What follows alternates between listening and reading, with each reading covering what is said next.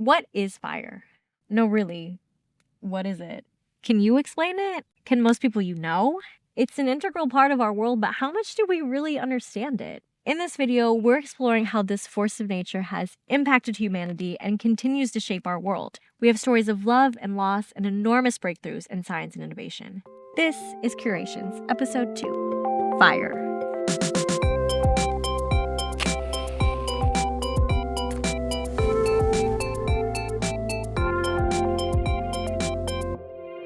Hello everyone, and welcome to the second episode of Curations. You can call me Jushi. I am your noble curator and your host. I have scoured the internet and beyond for facts, articles, and a little bit of true crime, all about fire. And today I come to you beside an open flame to share some of my favorite finds. But before we get into our main pieces, let's talk a little more broadly about the subject in question. Fire is deeply ingrained in our humanity. It's been present throughout our entire history as a species. There's so many different uses for fire, from cooking food to staying warm. There are various rituals and traditions that use fire, like effigies, cremations, fire walking, fire dancing. Its symbolism is also super varied. There's, the fires of hell, which has this really evil connotation, but also it's an emblem of rejuvenation and rebirth, with the phoenix emerging from the ashes of the flame. Fire is one of the things that made us human, and in fact, there is an argument to be made that it is the singular thing that made us human, which we are going to talk about. But that brings us back to my question at the beginning of the video: what is fire? So at a very basic level, fire is a chemical reaction.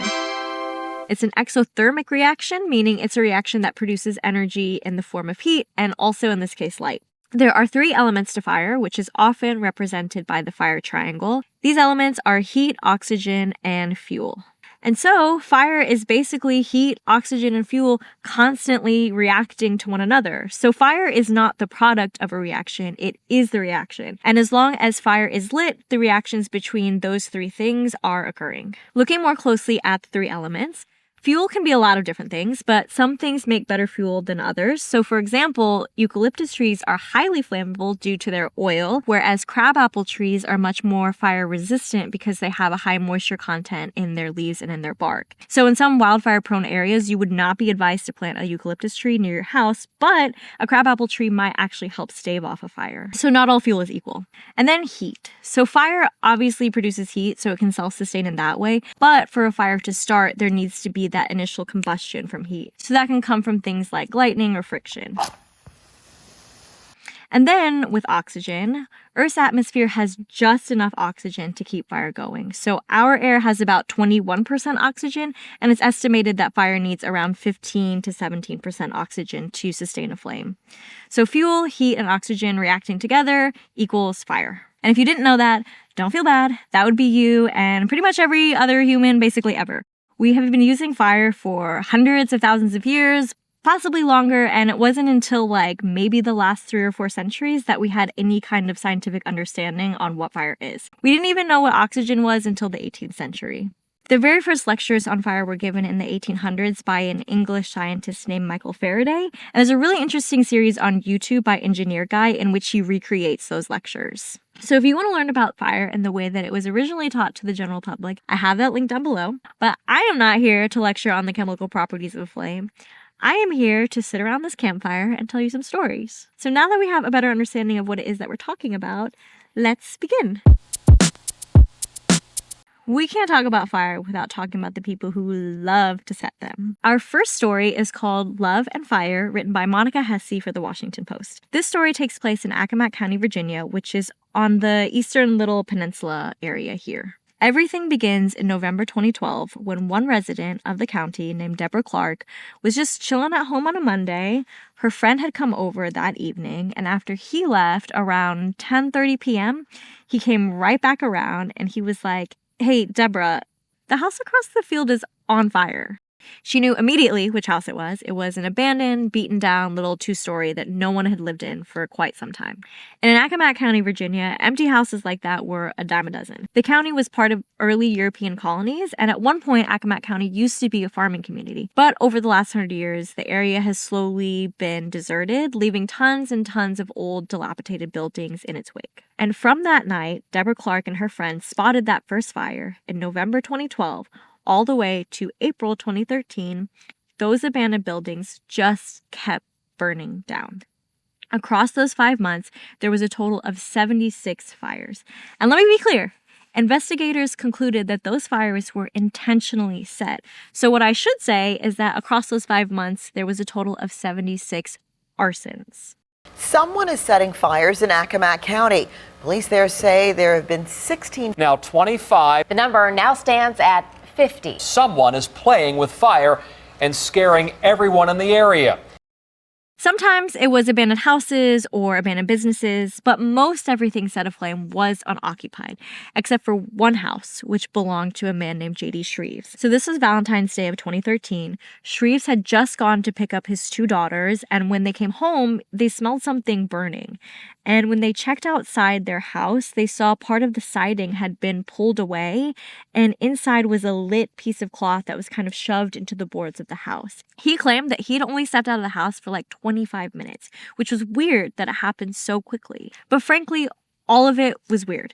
And apparently it was a very tense, surreal time to live in Accomack County, Virginia. The fires kept coming and no one had a clue who was doing them. The police were completely stumped. They even brought in special agents from the state to investigate and no one had any lead. There was a citizen group of armchair detectives who put out motion-triggered cameras on houses that they thought might be a target, and even their efforts came up short. The investigation in total cost over 40,000 hours of manpower and hundreds of thousands of dollars, and the fires just kept happening. 700 to 800 dilapidated vacant properties out here in Accomack County. So it's a big job. And, you know, the big question is, will there be another one tonight? But at long last, state troopers finally planned a stakeout at the right place. So they posted up around 8 p.m. on April 1st at a dilapidated house on the southern border of the county. They staked out at the house for a couple of hours when finally a gold minivan pulled up and stopped in the road. From the passenger side, a figure in dark, baggy clothes jumped out and sprinted towards the house. Shortly after that, a fire took to the building and a figure ran back towards the minivan, jumped in the passenger side, and scurried off. The state troopers immediately went after them, and after a short chase, the pair were finally apprehended with their hands in the air. After nearly 5 months, a wave of terror on the eastern shore is over. State police say they caught the people. So who are our culprits? Their names are Charlie Smith and Tanya Bundick, and they're a couple. At the time of the crimes, they'd been romantically involved for about 2 years. Charlie was 38 years old. He'd actually at one point been a volunteer firefighter for the county, but that was several years before the arsons. At the time, he ran an auto body shop. Charlie was also a known drug addict. The use began when he was in his early teens, and before he turned 20, he was fully addicted to crack. Eventually, he took part in petty crimes and fell down the cycle that many addicts find themselves in: probation, treatment programs, relapse, rinse and repeat. But all of that changed when he met Tanya Bundick. Tanya was 41 years old. She was a former nursing assistant turned small business owner at the time of the fire, and she was also a single mother of 2 young sons. She was a bit of a wild child, but she described herself as a very private person. She had a lot going on at home. Her older adolescent son had some pretty severe behavioral issues. He was diagnosed with something that the article doesn't go into, and from what the article describes, it seems like he was taking a lot of anger out on Tanya, and Tanya felt really helpless in disciplining him. In mid-2011, Tanya and Charlie were set up on a bar date by their friends, and the date went amazingly well. They talked for hours, they really opened up to each other, but Tanya said she cannot have drugs around her kids, so you gotta choose me or the drugs. And on that same night, Charlie got completely clean for Tanya. The relationship seemed like it was going really well. People described them as lovey-dovey. This was the early 2010s, so they had a joint Facebook account. Shout out if you remember those. It was going so well, in fact, that in 2012, before the arsons began, Charlie asked Tanya to marry him, and Tanya said yes.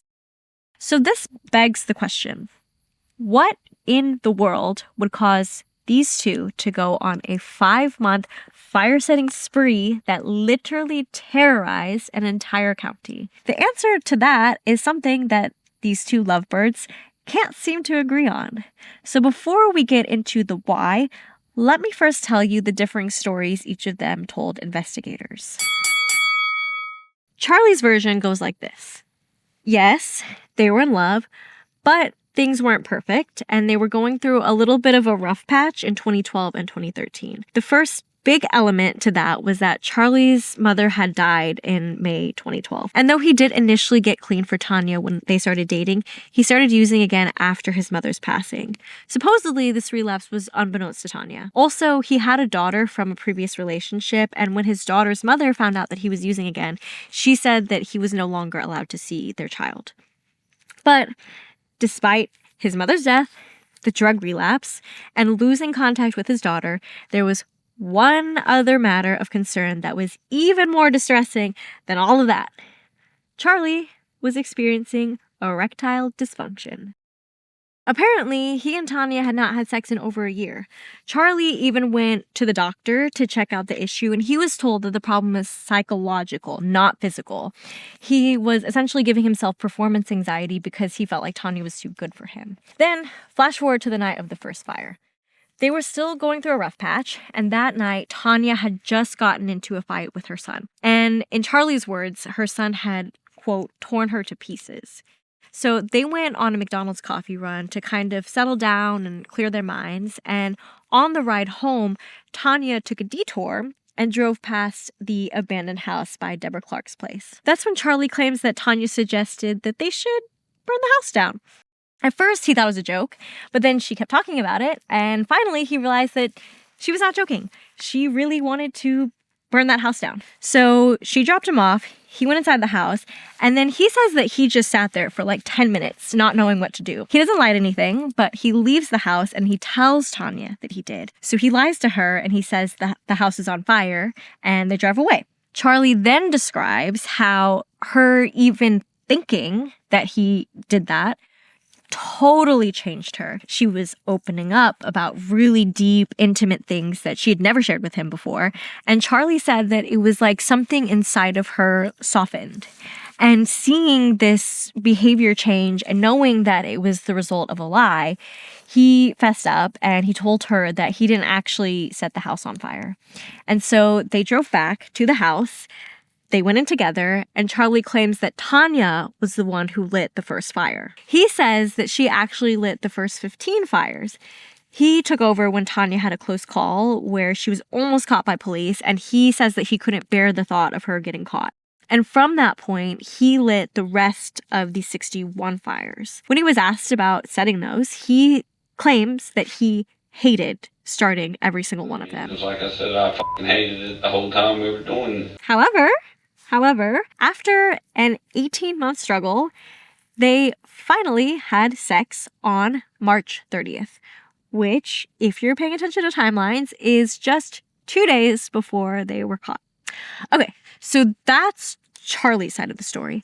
Tanya's is a little different. So they both agree that they were having bedroom problems and that there were a handful of other issues going on. She also agreed that she would sometimes go with him on evening drives to McDonald's or wherever it was, but to her knowledge, those drives were just simply a way to get out of the house. And she had no idea that during these drives, Charlie was committing arson the entire time. On the night of the last fire, literally the 76th fire, is when she claims she learned of his little secret.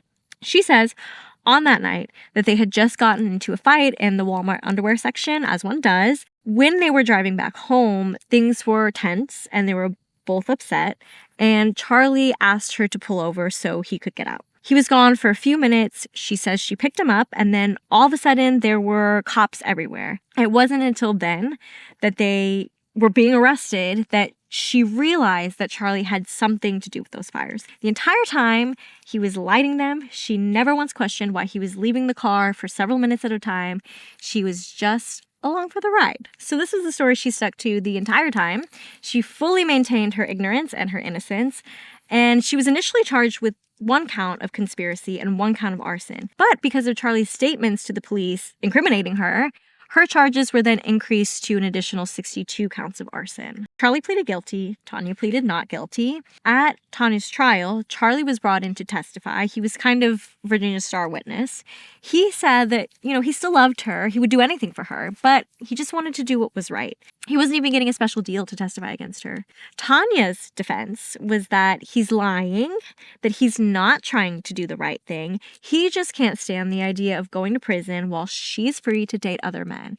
Apparently, after Charlie testified at Tanya's trial, Tanya's lawyers thought it didn't look too good for her and advised her to change her plea. So that same day after the lunch break, they announced that Tanya would like to submit an Alford plea.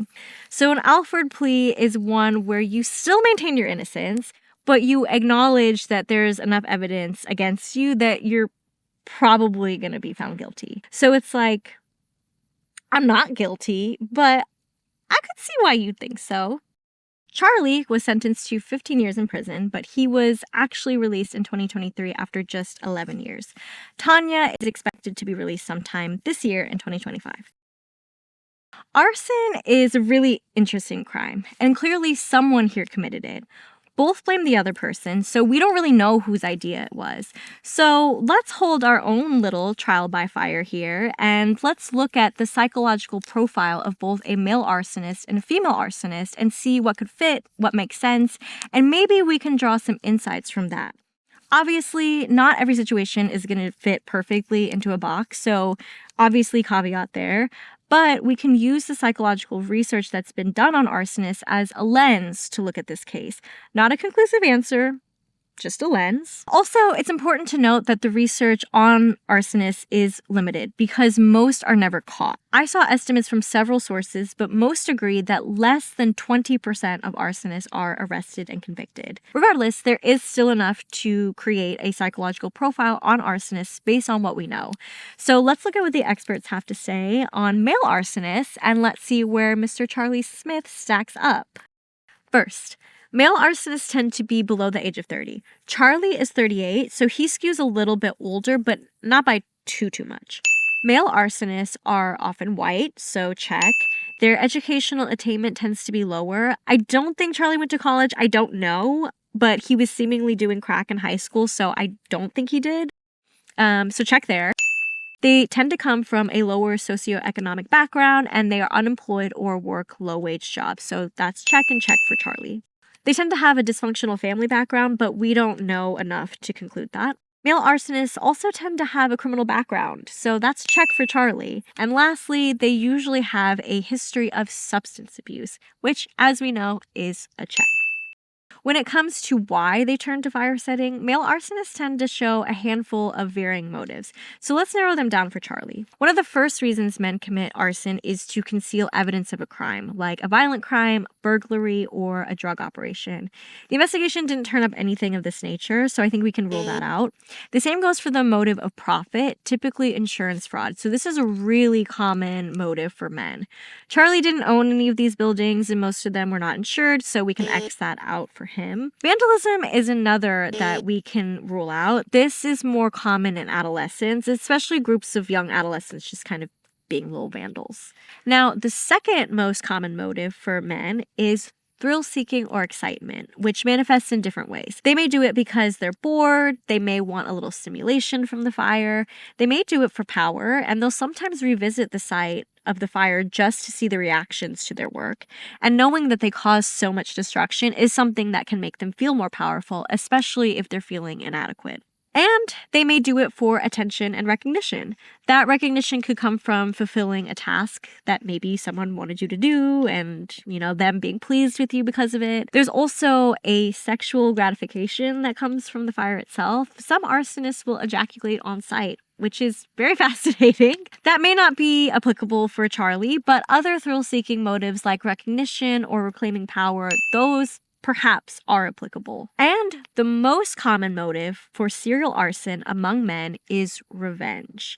Now, this isn't necessarily revenge against a person, although it can be. It's more a general retaliation against feeling wronged. It could be against your situation in life. It could be against a group of people like your employer or your family. It could just be anger and frustration towards society in general. Revenge arson is kind of a way of emotional regulation. And I think Charlie had a few things that he could be angry about that maybe fire could help him cope with. Research also found some precipitating stress factors for arson, so specific things in their life that pushed them to commit the arsons. A fire accelerant, if you will. Two common reasons were, 1, a notable life event like a death in the family, and 2, conflict with their significant other. And lastly, I just want to point out that Charlie at one point was a volunteer firefighter, so you could say he had an interest in fire years before he met Tanya. So take a look, take note. For Charlie, this is what we're working with. Now, let's move on to Tanya. When it comes to female arsonists, even less is known about them than male arsonists. First of all, there are simply less female arsonists than there are male. It's not known for sure exactly, but most estimates say that females are accountable for around 15% of arsons. Again, very few arsonists are actually caught, so the number could be higher. Regardless, we just don't know a lot about them. And similarly, we don't know a lot about Tanya either. The article does go into some details about her life, but it's kind of an incomplete picture at best, so we're going to make do with what we know. From what we do know, female arsonists are in a similar demographic to male arsonists. So they typically fall around the mid-20s to late 30s age range. Tanya was 41, so not too far off. They're predominantly white. Check for Tanya. They tend to come from a lower socioeconomic background. Check there. They also have lower levels of educational attainment and are either unemployed or work low-wage jobs, just like their male counterparts. There was no mention of Tanya pursuing any education after high school, and for a while she was a nursing assistant. She did run her own business at the time of the fires, but the article mentioned money being really tight for them, so I think we can check that one. Their family background is often very dysfunctional. There is often a history of emotional, physical, or sexual abuse and unstable or neglectful parenting. From the article, not much is known about Tanya's family background other than it was low income. Now, they also tend to have a history of substance abuse and mental health issues like depression, schizophrenia, borderline, or antisocial personality disorder. Tanya was staunchly against drugs, so that's an X. Mental health issues, we just don't have enough evidence to even make that leap. Possible, but again, not conclusive. So while the demographics are similar between male and female arsonists, when it comes to their motivations, this is where women really stray from their male counterparts. So they don't do it to conceal a crime or commit money fraud. However, one reason along that parallel is rehousing. So women will commit arson so they can be relocated. This is prevalent mainly with women who live in social housing, so they'll burn a place down to live somewhere else, possibly in the hopes that they'll live somewhere better. So we can X this out for Tanya. And while males commit arson for thrill-seeking, this isn't the case for females. Research found that the second most common motivator for women is attention-seeking, also classified as a cry for help. They commit arson to draw others' attention to their issues, using fire as a way to express their distress or their unmet needs. There's a really interesting example given in one of the reports I read. So the example is about a woman named Sarah. Sarah was 52, she was divorced, and she had an adult son. She lived alone and she was unemployed. She had a history of depression and felt empty and unfulfilled in her life. One day, she sprayed aerosol onto her curtains and chairs and set her house on fire. Were there any precipitating factors that caused Sarah to commit arson on that particular day? Why, yes, actually. She had gotten into an argument with her son, just like Tanya did on the night of the first fire. And when questioned, Sarah said that she believed that the fire would show people, including her son, that she needed help. And the most common motivator for arson among females, like males, is revenge. Women will use arson as a form of control over their emotions and retaliation towards issues they're having in their life. And I don't know, it was weird because whenever she was out there doing that stuff, she would talk about her problems and it would actually like mellow her out. It can also be revenge on a more personal level towards a specific person that they might feel have done them wrong. So remember how I said that most everything Charlie and Tanya set on fire was abandoned or otherwise unoccupied, except for one. J.D. Shreves, who discovered a lit piece of clothing in his siding when he went to pick up his daughters. J.D. is one of Tanya's ex-boyfriends. And, in case you don't remember, the night that they targeted his house was Valentine's Day. Lastly, evidence does seem to suggest that one common denominator among female arsonists are issues in a romantic relationship.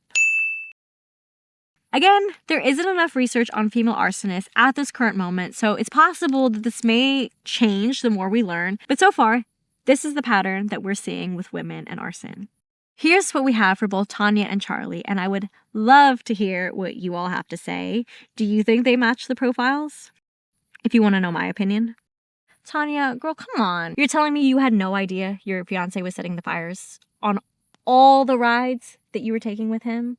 And all of the places just happened to catch on fire after? And in some instance, I do believe Charlie's story. As soon as he mentioned he had sexual performance issues, I was like, he's telling the truth.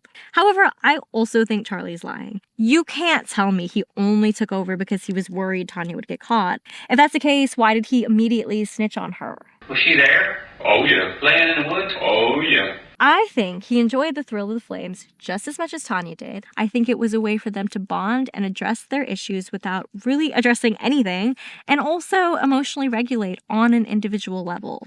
I'm very curious to see what others have to say. Using fire as a maladaptive way to deal with your problems is just beyond anything that my mind would ever think to do. If you want to look more into Charlie and Tanya's case yourself, the original story is linked down below. The author of the article, Monica Hesse, also wrote a book called American Fire, Love, Arson, and Life in a Vanishing Land. There's also supposedly a documentary about the story in the works, so set your DVRs.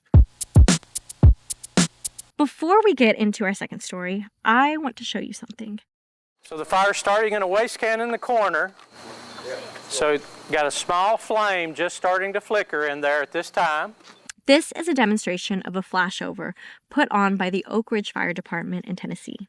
So since we're on the topic of fire, I want to take a little time to talk about fire safety, because I feel like all we were ever taught is stop, drop, and roll, but there are other things we should probably know. One of them is flashover. Flashover is a stage of an indoor fire, and it occurs when everything in a room reaches a certain temperature, usually between 930 and 1000 degrees Fahrenheit.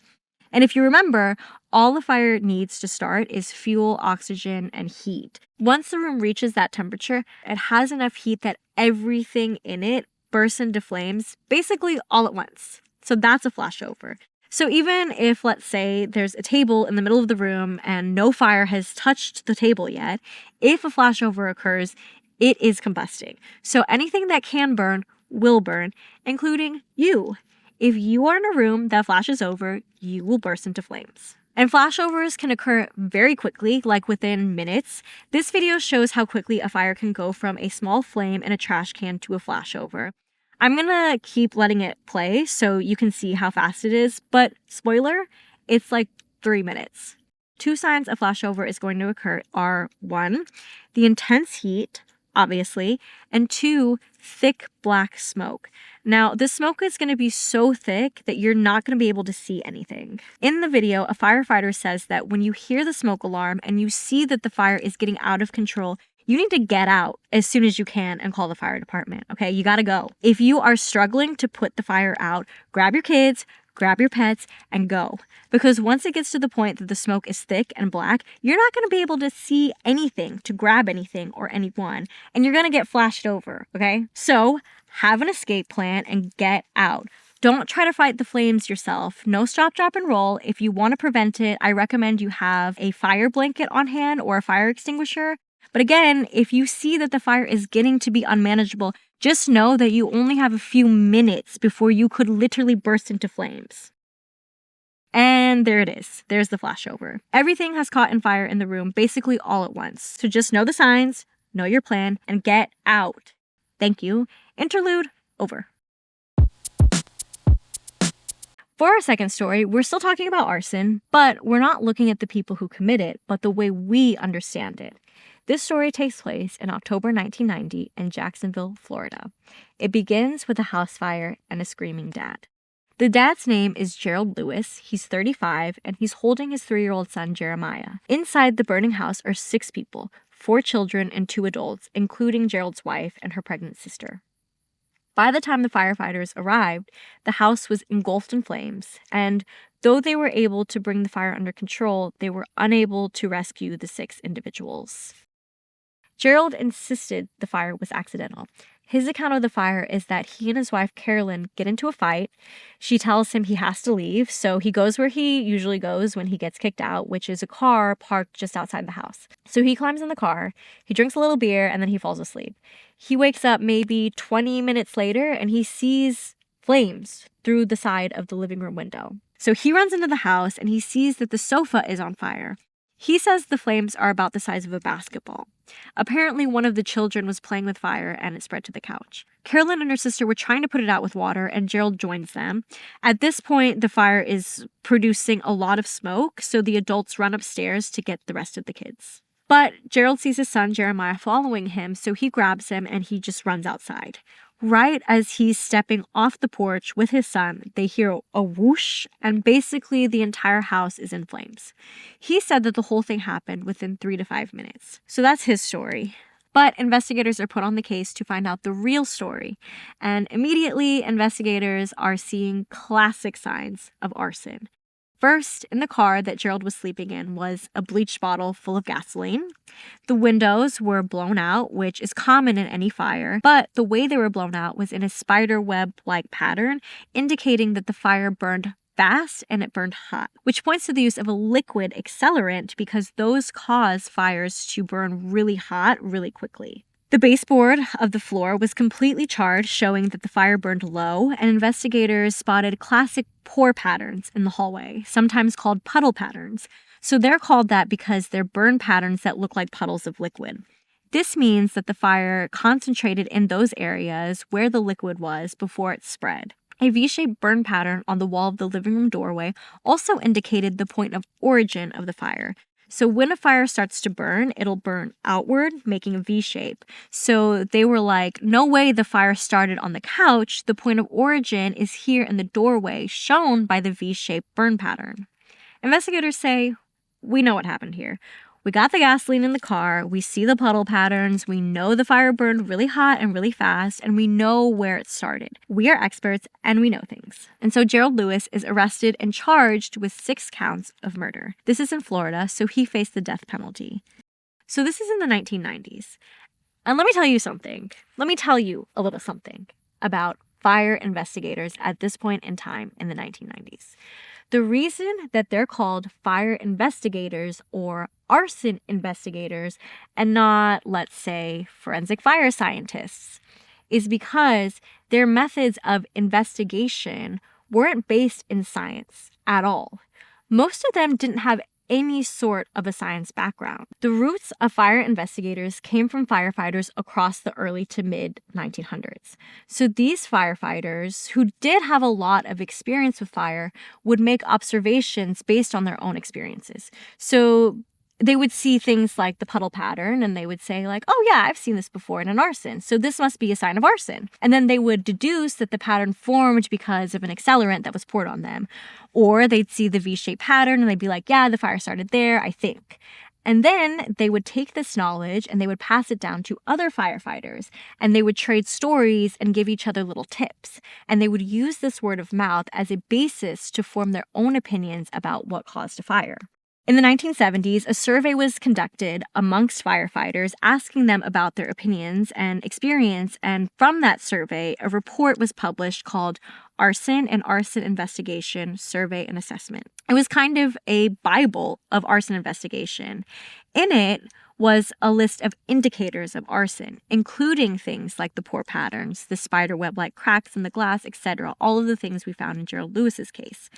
But none of these indicators, literally none of them were ever scientifically tested or validated. And that publication spawned many other documents that served as textbooks for fire investigators to study. And many of these investigators saw themselves as experts. They knew how to pick out an arson literally by the book.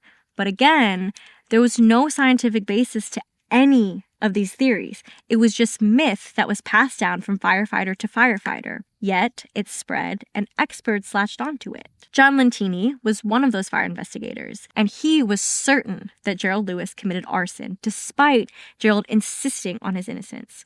So John Lentini was like, you know what, bet, we're gonna go and test this. So right down the street from where Gerald's house was a condemned house that was structurally identical to Gerald's. The house was actually about to be torn down, so investigators got permission to use the house to recreate the fire and see if Gerald's account of the story could hold up. And this little experiment was called the Lime Street Fire Investigation, and it was about to change everything. John went into this fully convinced that the experiment was only going to aid the prosecution. They replicated everything that they could in the house to make it as accurate as possible. It was condemned, so they fixed it up. They put the same couch, the same carpet, the same curtains, same coffee table. They filled the house with similar items throughout. You can see the whole process and how precise they tried to make the experiment. So they even tried to match weather conditions to the day of the fire. So they blocked off the wind in some areas so it wouldn't affect the results. They set up heat and gas sensors so they could document how the fire progressed. And John Lentini documented everything. The first test that we conducted was an attempt to recreate the suspect's story. That is, he saw a fire on the couch, which he said he attempted to fight with his wife, and that after a period of time they realized they had lost control of the fire. So just like Gerald said, they started the fire on the couch and then they watched it spread and spread. And dark smoke started to pour in and it spread. And then the room reached flashover, our good friend flashover. They documented the time it took for the small couch fire to turn into an entire room explosion, and it was about 4.5 minutes. Gerald said that the house was engulfed in flames in about 3 to 5 minutes. They had firefighters standing by to put out the fire at around the same time they arrived to the original fire. So once it hit that point, they let the firefighters in, they got the fire under control, and they started collecting evidence as soon as they could. And surprise, surprise, Gerald's story checked out. First of all, the fire spread much faster than they thought it could without the use of a liquid accelerant. And the biggest revelation was that on the floor were irregularly shaped burn patterns that looked exactly like a typical puddle pattern. One of these so-called classic indicators of liquid-fueled arson was present even though the fire started on the couch, just like Gerald Lewis had said. Other things lined up too. The baseboards were charred in the exact same way. The V-shaped pattern that was supposedly the point of origin in the prosecutor's story was once again in the living room doorway, even though they knew the fire started at the couch. And they realized that once a flashover hits and multiple things catch on fire at once, these V-shaped patterns can crop up in multiple places, not just the point of origin. So this experiment, which was approved by the prosecution team, did the exact opposite of what they thought it would, and it actually helped prove Gerald's story. Just to make sure, they did another test. They took the same house and they did the experiment again, and this time they took gasoline and doused the carpet with it. And they set up the same heat and gas sensors and they videoed all the results. And the gas fire actually burned a minute slower than the couch. Not only that, the video revealed that the gas itself burned away really quickly, so the burn patterns didn't indicate concentrated areas of fire. Since then, fire investigators learned that tons of things can cause those burn patterns, like paint or fibers in the carpet, and it's all really indistinguishable by the human eye. The only way to tell what caused those patterns is by sending the samples to a lab. They also saw that the levels of heat and smoke in both fires were extremely similar, debunking the idea that fires burn faster and hotter with liquid accelerants. One single experiment debunked myth after myth after myth that fire investigators had been using for decades. And it also debunked the case against Gerald Lewis, and they had no choice but to drop it before it even went to trial. And the Lime Street fire investigation was the beginning of a revolution in fire investigations. There were calls for rewriting the books, emphasizing measurable empirical evidence as opposed to observations and opinions. And at first, there was a lot of protest against the radical change within the fire investigation community. Remember, this is what fire investigators had been using for decades to prove arson. And while Gerald Lewis was set free, others were not so lucky. Many people were put away, serving life in prison and facing the death penalty because of this junk pseudoscience. And so these fire investigators were totally against the idea that their methods were wrong, because they were like, well, if what I said was wrong and then I testified against them and then now they're in prison and they're going to be executed, that means that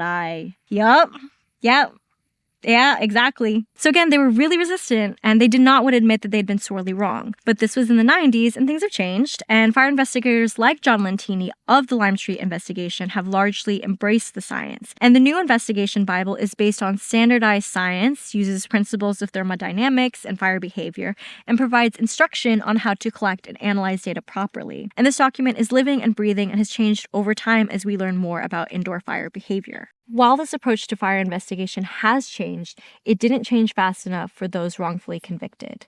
One example is Cameron Todd Willingham of Texas. He lost his 3 children in a house fire in a case that was nearly identical to Gerald Lewis's. But he was convicted, and after 14 years of incarceration, he was executed. The case against him was debunked, and it literally didn't matter.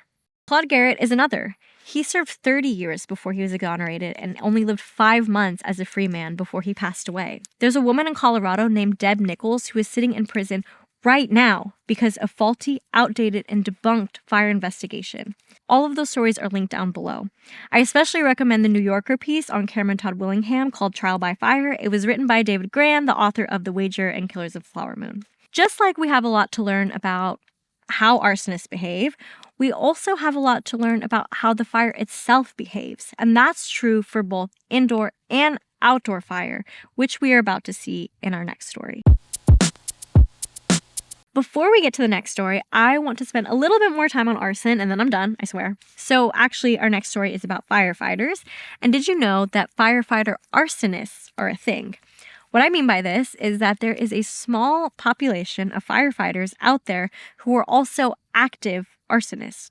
And they're not just a thing, they're apparently kind of a problem. Every year in North America, around 100 firefighters are arrested for arson. It's so common, in fact, that the FBI put out a profile on them. It's very similar to the profile we saw on the general male arsonist, but there's a specific mention of a cold, distant, or hostile relationship with the father figure. Firefighter arsonists have a unique motive as well. They start fires so they can put them out and then in turn be seen as a hero. By putting out the fires that they set, they receive all the recognition and the glory that comes with confronting catastrophe. But sometimes their arsons lead to people actually dying. Firefighter arsonists do have other motivations, and sometimes those motivations are really twisted. And with that, I would like to direct you to Forensic Files Season 9, Episode 21, Point of Origin, curated down below. This one is one of those that just really surprise you with what goes on in the human psyche. And if you're a Forensic Files girly like me, this one is definitely for you. Our third main story is titled The True Story of the Yarnell Hill Fire, written by Kyle Dickman for Outside Magazine. This one, first, is wonderfully written, and I recommend giving it a read. And second, it's a really tough one, and I want to do my best to be sensitive. So this story centers around firefighters in Prescott, Arizona, an area just north of Phoenix. Our firefighters are part of the Granite Mountain Hotshot Crew. Hotshot crews are firefighters that handle wildfires, particularly some of the most severe wildfires. They are considered the most highly trained, the most skilled, and the most experienced when it comes to responding to wildfires and deploying prevention measures. I think we all know that firefighters are really cool, but I just want to take a second and give them their flowers. First, they need to be in peak physical condition. The terrains that they operate in are some of the most challenging. They need to carry heavy packs, sometimes 60 pounds or more of equipment and water, and they need to respond very quickly. So they're literally going straight uphill as fast as they can with like 60 excess pounds on them. They also need to have significant situational awareness. They need to be clear and effective communicators since they're constantly contacting other firefighters during active fires. And they need to be low-key meteorologists, keeping check of weather patterns in the wind and the clouds and the temperature. They need to be resilient against the most extreme weather conditions, and they obviously need to be really, really brave. In 2013, when our story takes place, the Granite Mountain crew consisted of 20 men, led by Eric Marsh. Eric was superintendent, the big boss, and he was the reason the hotshot crew even existed. He was a respected career firefighter who trained all of them and got them to be certified hotshots, which is not an easy feat. The crew called him Papa. They loved him, and he loved them. And as for the 19 other men in the crew, their ages ranged from early 20s to mid-30s. They were a broad range of men. Many of them were fathers and husbands. Some of them loved literature. Some of them were obsessed with vinyl. Some of them were big tatted up dudes. But they all saw each other as brothers and as one big family that loved and took care of one another. I don't think it needs to be said, but I will say it anyway. Hotshotting is a dangerous job. Hotshots will tell you that it's not. They're highly trained. They deal with thousands of acres of fire every year. But it's dangerous. And Eric Marsh always turned down fires that he thought were too risky for his men. On the day of this story, the fire they went out to deal with was not one of those fires.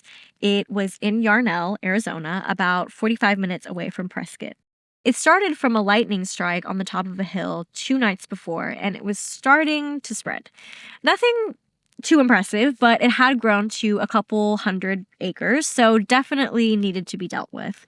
The crew was actually supposed to have the day off, so they were a little bit annoyed that they had to go in that day. Some of them were texting their loved ones, and they were like, oh, so much for a day off. The men arrived in Yarnell around 8 a.m. and sat at the local fire station with some other hotshot units from other towns for them all to be briefed on the situation. They were told to pack about 30 pounds of water and head out. And as Eric Marsh always did, he told the men to call their loved ones before they left. After that, he assigned roles. One role in wildland firefighting is a lookout. So lookouts are exactly what the name implies. They post up in a spot with a decent view of the land and the fire so they can assess the situation and communicate any changes or potential hazards to their team. That day, Eric assigned a crew member named Donut to be lookout. Donut's real name is Brendan McDonough. He was in his 3rd season as a Granite Mountain hotshot.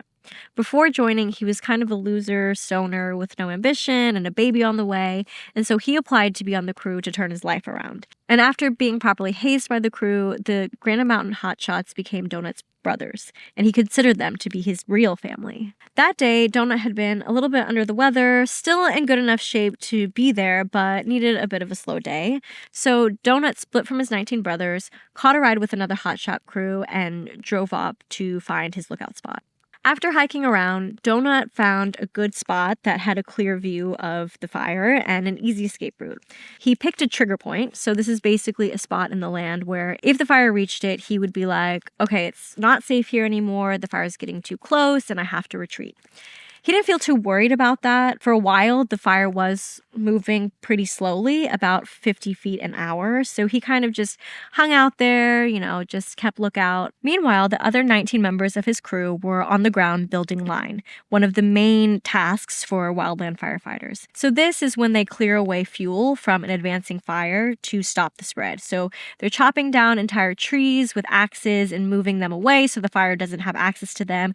They're also burning brush and loose twigs, so once the fire comes through, the fuel is already spent. And at first, the Yarnell Hill fire wasn't really doing much, as I said, but at some point it did start to pick up, and they started taking note of its changes. Again, hotshots are low-key meteorologists, and Eric Marsh saw that the clouds looming above were the perfect type to become giant vacuums that facilitate very fast-moving fires, especially on a hill with all of that bone-dry brush. So I don't know if you know this, but some clouds can literally create a fire tornado, which is a real thing. And where the clouds were positioned, they might not do that, but Eric saw that they could pull the fire straight towards Peoples Valley, a small town near Yarnell Hill where people's houses were. And he saw that the fire could get there very quickly. Also, fires move much more rapidly uphill than they do downhill. So if some parts of the fire were to make it to the bottom of the hill, it could easily spread and kind of loop around and move back uphill.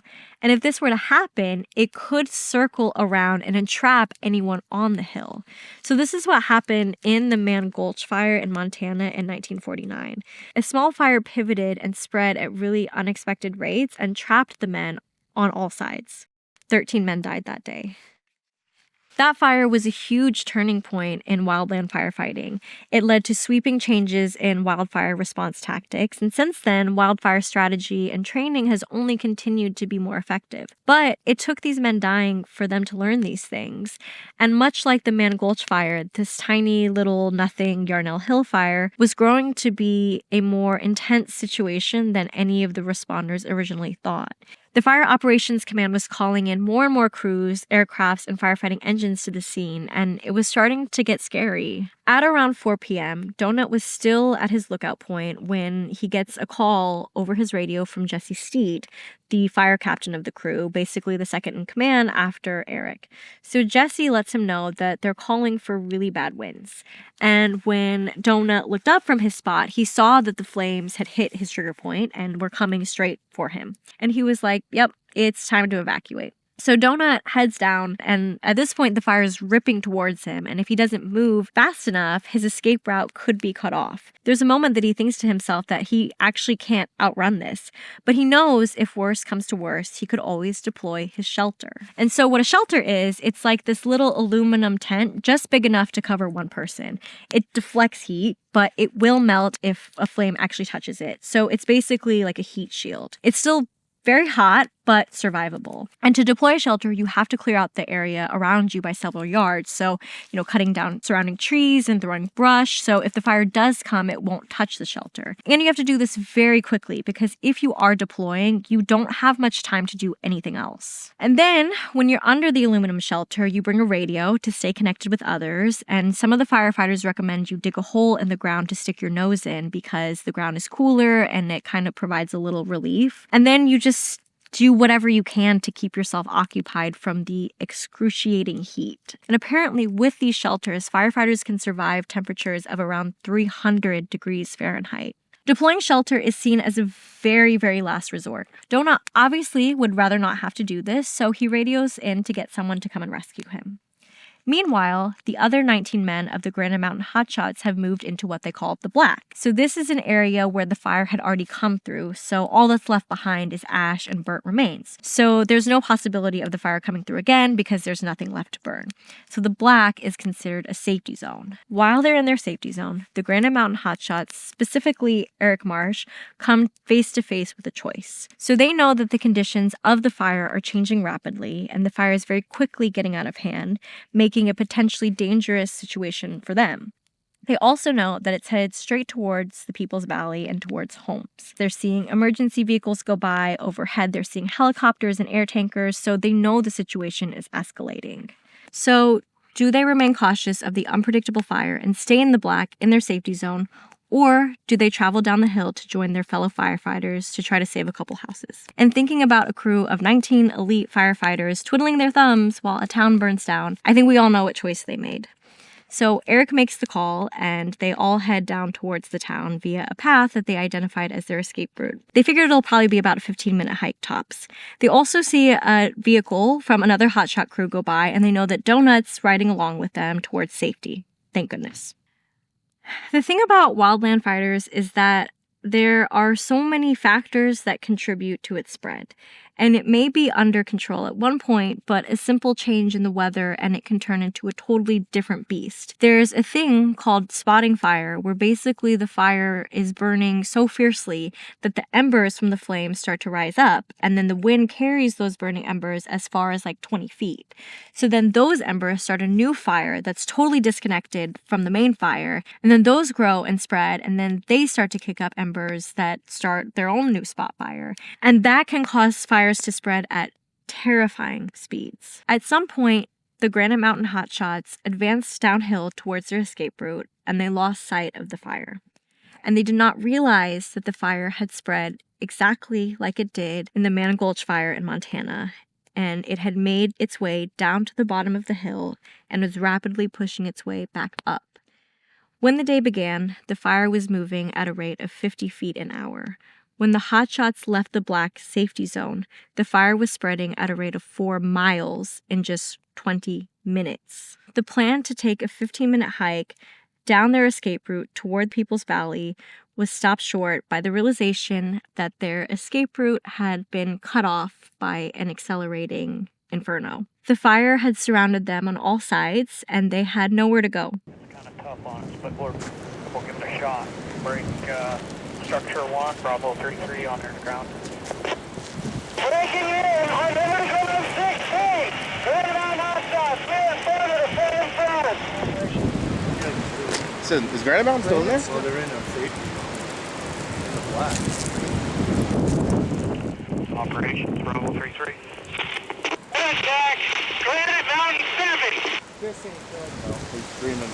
Okay, unit. Okay, Grand Mountain 7 sounds like they got some trouble. Go ahead and get that. Just trying to get you on the radio. Let's go ahead and see what we got going on.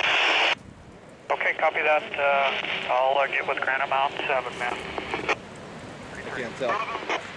Okay, I'm here with Granite Mountain Hot Shots. Their escape route has been cut off. We are preparing a deployment site, and we are burning out around ourselves in the brush. And I'll give you a call when we are under the shelters. Okay, copy that. From the point that they realized that there was nowhere to go, the 19 men probably had about 2 minutes to deploy their shelters, and they needed to clear a 60-foot by 60-foot space, so the size of a 3-car garage. The article itself describes the situation really well, and I think I want to pull from it directly to describe what happens. They deployed the shelters in ascending order of experience. The rookies and seasonal hotshots went first, then the squad bosses, making sure their men were in. Eric went last. To protect their heads, they all pointed their feet toward the advancing flames. The grouping was so tight that the shelters touched. They followed orders. No one tried to run or buck the command. Inside the orange glow of their shelters, they would have heard each other's encouragements over the wind. They would have each had just a few moments to think. They'd clench their teeth, desperately pinning the flimsy aluminum tents to the ground as the flames passed over them and the heat became unimaginable. An hour and a half later, after the fire had cleared, a helicopter located where the shelters were deployed. Shortly after, a paramedic arrived on the scene and confirmed 19 fatalities. It was the highest firefighter death toll in a single incident since 9/11. Decades of training and experience between them, thousands of acres of wildfires conquered, and it came down to a single decision and a fire that moved without conscience. If you want to learn more about the aftermath of the situation, I recommend reading the article. The writer interviewed many loved ones, experts close to the situation, and of course Donut, the lone survivor. Their words do better than mine to describe how this affected them and the entire community of Prescott and firefighters at large. There's also a film based on the story called Only the Brave. It's worth a watch if you're interested in the story. The climax depicts just how fast the fire was moving at Yarnell Hill, which is terrifying to see. Brendan McDonough, aka Donut, also has a book out called Granite Mountain, which tells the story from the perspective as the lone survivor. As we reflect on the situation and everything going on with wildland fires, especially earlier this year in 2025 with the wildfires in Southern California, it's important to remember that Granite Mountain took a calculated risk and made a decision that they felt was right. And just like the Man Gulch fire that revolutionized firefighting tactics, there are things to be learned from the Yarnell Hill fire. This is an area that needs active research as our understanding of wildfire behavior is changing before our eyes. I'm a fire chief. I cannot deny that fire season is now longer. I cannot deny that fires are harder to extinguish. I'm not going to argue what's causing the climate to change. I'm here to tell you that I have a front row seat to the results of this changing climate. When experts talked about the LA fires, they talked about unprecedented winds, unprecedented temperatures, unprecedented dry spells. They also talked about how the LA fires are kind of a mix of urban and wildland firefighting, which is its own discipline that needs to be developed. One major factor that definitely needs to be addressed is the culture around firefighting. There's an expectation that firefighters protect anything that they can. Like if there are buildings to save, there's kind of a push to save them. In some instances, homeowners will even file lawsuits against firefighters over property loss. These lawsuits are apparently an upward trend, and we will see how that pans out, especially with those LA fires, which have caused potentially billions in damage. And while no one directly ordered Granite Mountain to go save these people's homes, something contributed to them feeling the need to do so. It could be that just 9 days before, they fought off a wildfire and saved 465 homes in the Prescott area. And they were being heralded as heroes for doing so. And in the scenario, they might have been some sort of nudge or maybe implied expectation that they go and save some more property. And when we talk about these fires, we do often talk about property loss, which we should. It's devastating. But one thing I feel like is missing from the conversation is the livelihoods of these firefighters. I've also curated an article from The Guardian about the mental health crisis spreading among wildland firefighters. They are significantly more susceptible to substance abuse disorder, severe long-term lung problems, insomnia, depression, anxiety, PTSD. 25% of them consider taking their own lives. And firefighters are not paid well. In some areas, entry level is $14 an hour. And some firefighters are literally inmates who are paid pennies on the dollar to risk their lives. And if they die, it's sometimes hard for their surviving family members to receive any benefits. In a 10-year follow-up to the Yarnell Hill tragedy, loved ones talked about how hard it was to get any sort of compensation for their deaths. Thank you, City of Prescott, for supporting the hotshot family. They literally had to fight to receive benefits that they, from a moral and ethical standpoint, certainly deserved. I don't even know what life means. My 5-year, 10-year, 15-year plan, my retirement plan, my growing old with someone plan, all died with him that day. So while I think, of course, it's understandable that we talk about property loss when we talk about wildfires, we also need to understand that fire doesn't care what it burns. It doesn't care if it's a house or if it's human. Fuel is fuel. And we need to make the choice about what matters to us because fire just doesn't care. I'd like to share the hotshot prayer with all of you.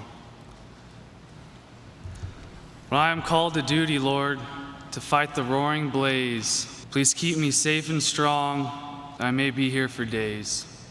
Be with my fellow crew members as we hike up to the top. Help us cut enough line for this blaze to stop. Let my skills and hands be firm and quick. Let me find those safety zones as we hit and lick. For if this day on the line, I should answer death's call, Lord, bless my hotshot crew, my family, one and all. Thank you, and I miss my brothers.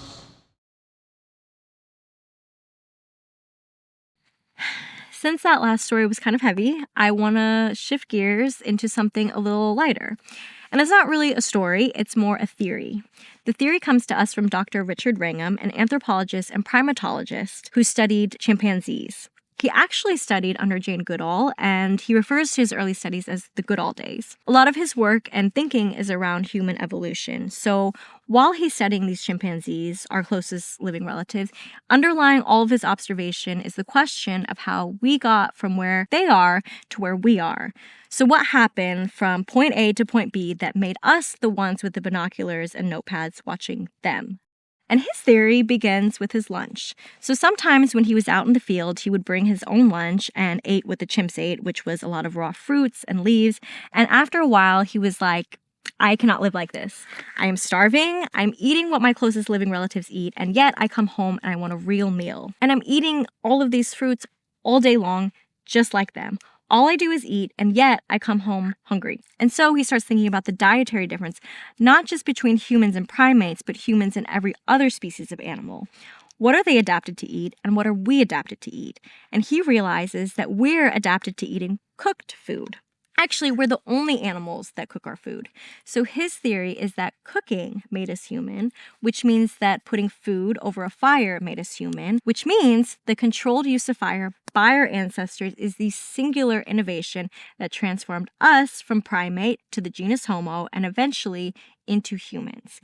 And he postulates this transformation started around 2 million years ago. He supports this theory with a number of different points. His first point is that humans are literally not adapted to eating a raw food diet. He didn't just base this off his own experience with following the chimps' diets. He looks at the current raw food diet that's very popular right now. So have you ever seen those raw vegans who just sit around eating like 50 bananas a day and yet they're still really thin? Cooking breaks down food for our bodies, so it takes less energy for our bodies to process the food because it's already been processed by the heat. Raw food is wholly unprocessed, so it leaves our bodies to do the work and expend more energy. Additionally, we don't really absorb all the nutrients in raw food, so it has less benefits. In some instances, some women on a raw food diet will stop menstruating because their dietary intake won't be sufficient enough for fertility. And children on raw food diets grow at slower rates than their peers. So if on a raw food diet, some women can't have babies and the babies that they do have might not grow properly, it doesn't really make sense that a raw food diet was how our ancestors progressed. Being able to reproduce and grow is kind of important in an advancing species. Richard also theorizes that eating cooked food changed our anatomy and caused our mouths and our guts to shrink. Our gut has to do less work, so it got smaller, and our gut uses a lot of energy for digestion, so putting it to less work allowed that energy to go elsewhere. And another very energy expensive part of our body is our brain. And so he argues that with food being processed by fire, we got more energy payoff, our gut had to do less work, and the extra energy allowed our brains to grow. And on that note, cooking food makes it easier to chew. We spend less than an hour a day eating. Chimps spend like 4 to 5 hours a day eating. So cooking food freed up time from eating for us to do other things and use our bigger brains. Previously, the theory was that our ancestors started eating meat, and that's where the evolutionary changes came from. But we're not adapted to eating raw meat. Richard said, look at our teeth. These are not carnivore teeth like lions or sharks. Look at our gut. We really can't handle a lot of the bacteria in raw meat. It needs to be cooked out. And look at all the human cultures past, present, and across the globe. Every civilization cooks their meals. Not one does not cook their meal in some way. Additionally, aside from just cooking, we are ground dwellers, not tree dwellers like our ancestors, the chimps. And he argues that what got us out of the trees is fire. We were up in the trees for safety from ground predators at night, but fire kept those predators away. And so, once we committed to sleeping on the ground, we adapted our bodies to travel on the ground, unlike our closest ancestors who are still up in the trees. And all of this makes sense when you think about it, but other scientists have a huge problem with his theory. The problem is that there's only evidence of controlled use of fire starting around 300,000 years ago, not the nearly 2 million years ago that Richard is trying to claim. Archaeologists have found tons and tons of ancient fire pits, and on the whole, they're all dating back to around 300,000 years ago. We became Homo sapiens around that time, so how could fire have made us human when we only started using fire when we were already human? And Richard's response is that, sure, there might not be evidence yet. He says that eating cooked food is evidenced in our evolution, and he's willing to bet on us using fire on our food around 2 million years ago. And you know what? AI might be proving him right. So it's not that there is zero evidence suggesting fire use older than 300,000 years. We have found some, but it's less than 10 instances of fire pits older than 500,000 years. And there's only one single instance of a fire pit that could be dated back to 1 million years ago, which is not enough to unequivocally claim that we knew fully how to use it back then. Many of the ways we determine ancient use of fire is by analyzing items like charcoal, bones, and flint that surround a fire pit. We look for any changes in the material's atomic structure to see if it was ever exposed to fire-like temperatures. But if we're looking for evidence from millions of years ago, we have to battle with millions of years of deterioration. And with the methods we use, the data evidence is just too subtle for us humans to analyze. With our capabilities, we can date evidence from 300,000 years, but 1 million? But the data is not too subtle for artificial intelligence. So a team in Israel has developed an AI program that can test and determine signs of burning in flint in ways that humans cannot. So their team went on an open archaeological site in northern Israel. The site was previously determined to be around 800,000 to 1 million years old. And from that site, they collected 26 different flints. And using this program, AI determined that the flints at that site had been exposed to temperatures consistent with the temperature of fire. They also tested tusks found at the site. Those tusks were also exposed to fire-like temperatures, according to the AI. So they were able to determine that this million-year-old site had flint that was used to create fire, and the bones that were left there were also burned. So that makes 6 total sites that suggest fire use older than previously determined. And it makes 2 sites of fire use that are potentially 1 million years old, aligning with what Dr. Wrangham has been saying. And not only that, They collected 26 different flints at the same site, and this made one of the researchers suggest something radical, which is that these early humans weren't just using these flints a million years ago to start a fire. They were maybe testing which flints were most effective at creating fire. What if they were experimenting with fire at this site? And while these findings are not conclusive, they're not nothing. They support Dr. Wrangham's theory, and AI is just getting started. Dr. Wrangham has many other theories about how fire shaped not just our bodies but our societies. He talks about how it might have created our sexual division of labor. For example, back in ancient times, cooked food attracted those who might want to take it. And so men were physically bigger than women and could fight off unwanted thieves like other humans or animals. So women had to stay by the fire and watch the food, and men could go off and protect the food, which also meant that men could go off and do whatever men do while women were stuck in one place. And long after food needed protecting from others, women were still expected to stay by this fire and tend to the food. And not just Dr. Wrangham, but others theorize how with fire we could build sturdier weapons, we could stay up later, we had a place to convene, we were able to better socialize and trade stories and share knowledge, and we could sit around the fire doing what I'm doing literally right now. I really love theories like this because they help us break down, how we got to where we are, and they can help us understand how to approach steering where we go. I only covered the basics of Dr. Wrangham's theories, and if you want to learn more about his thinking, he has a book called Catching Fire: How Cooking Made Us Human. He also has a lecture by the same name that I linked down below, and he also had a short little crash course on an interview podcast called The Innovation Show. I have that down below as well. So any of these is a great introduction to Dr. Wrangham's theory on fire. So that's all of our stories for today. In summary, despite our long history with fire, there's still a lot we don't know about it. Why do arsonists use fire as an emotional regulation tool? Do we fully understand how fire burns inside buildings? And as wildfires start to become more common, more vicious, and more present in more areas of the world, what can we do to better prevent it, better manage it, and better support those who are affected by it? Lastly, how long have we been using it? While there are still so many unanswered questions, I hope that you learned something today that you didn't know before. And if you didn't learn anything and you already knew all of this, good for you. I'm impressed. Thank you for watching. I love that you stayed until the end. Don't get caught in a flashover, okay? Stay safe, know your plan, and I will see you in the next one.